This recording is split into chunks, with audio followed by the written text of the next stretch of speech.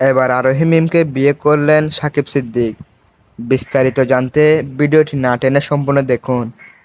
আমাদের ভিডিওটি ভালো লাগলে একটি লাইক দিন। আর আপনি যদি আমাদের চ্যানেলে নতুন হয়ে থাকলে চ্যানেলটি সাবস্ক্রাইব করে আমাদের পাশে থাকুন। প্রিয় অভিনেতা সাকিব সিদ্দিক ও আরোহী মিম, এদেরকে আপনারা সবাই কম বেশি চিনেন। তারা এবার বিয়ে করতে চলেছে, এই কথাটি সোশ্যাল মিডিয়াতে জানায়। তারা আরও জানায় বিগত 3 বছর ধরে তারা রিলেশনে আছে।